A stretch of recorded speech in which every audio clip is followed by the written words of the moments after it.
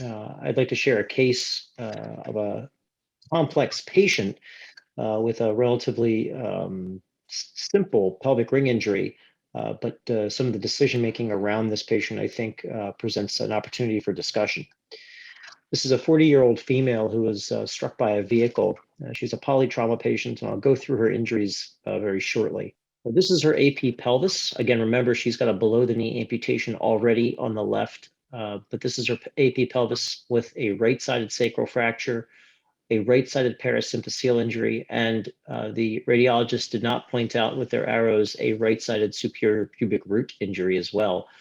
She also has an inferior ramus fracture on the right. The arrows were from our colleagues in radiology. Here's the CT scan of her pelvis, and you'll see that there's a sacral fracture along with the injury to her anterior pelvic ring on the right.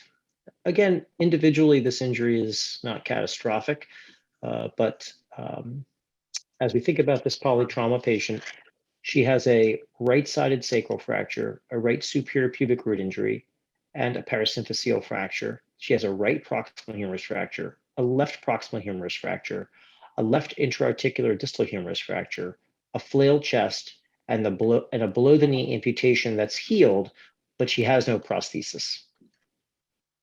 So as you think about these injuries and the goals of care for her, we had a lengthy conversation with the patient about treatment strategies. She's made it clear that she needs to be early weight bearing given her social situation, where she needs to be at home and not going to rehab, and she needs to be able to work sooner rather than later. We also discussed her pelvic ring injury and her weight bearing status, recognizing that the left side did not have a prosthesis, so she'd be unable to really put weight through the left leg until her prosthesis became available in approximately 4 weeks. And on the right side, she has real pelvic ring fractures. And while you might consider letting her use some kind of protected weight bearing, with both upper extremities injured, that's going to limit her ability to use things like crutches or a platform walker. And so being able to put the majority of her weight through her right leg was an important consideration in her overall treatment. As a result, we went ahead and worked with our trauma colleagues. They fixed her flail chest. This is their post-op x-ray from the flail chest fixation. Myself and my colleagues fixed her right proximal humerus, her left distal humerus, and her left proximal humerus. So her upper extremities have been stabilized such that she'll be able to weight bear through her limbs in conjunction with pelvic ring fixation. The intent of fixing her pelvis, in my mind, was to allow her to be immediate weight bearing. My challenge, of course, is how do I fix the parasymphyseal injury and do it in a relatively minimally invasive fashion? I find putting a screw percutaneously to that parasymphyseal region doesn't really provide a tremendous amount of stability. And obviously fixing the posterior pelvic ring is important as well. You'll see here on this lateral image that I've localized my guide wire. It's posterior to the iliocortical density and anterior to the S1 tunnel. This wire was positioned after getting appropriate inlet and outlet views and passing my wire just lateral to the border of the S1 tunnel. After positioning my wire, I used an opening drill to drill the lateral cortex, and then used this guide wire, which has a curved tip to it, and was able to get this across her entirety of her posterior pelvic ring.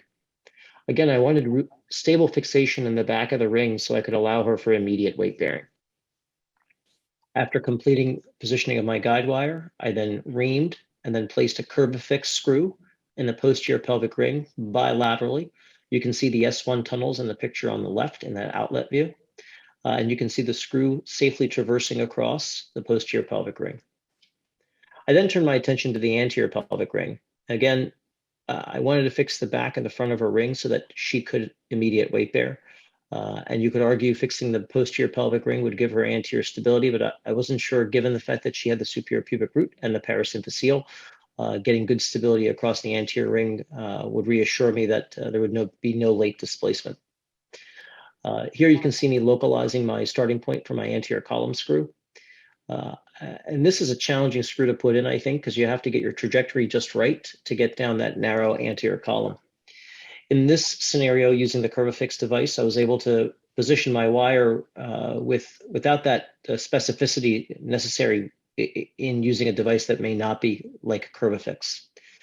I then positioned, that was with a small diameter Kirschner wire. I then used the appropriate sized wire by swapping it out, and then use the entry reamer that you see on the left, followed by that ball tip guide wire. That ball tip guide wire has enough flexibility to be able to get through a narrow tunnel, and enough rigidity that it will pass through the cancellous bone.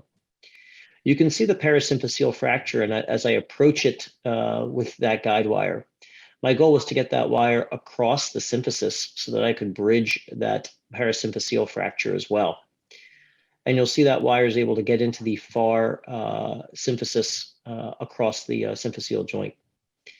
You'll see here that I've now done an exchange tube, and I've reamed to get my screw in.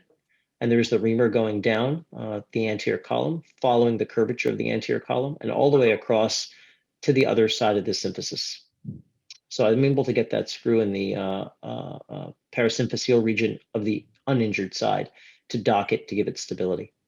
That's our post-op AP pelvis, showing the posterior pelvic ring fixation as well as the anterior pelvic ring fixation.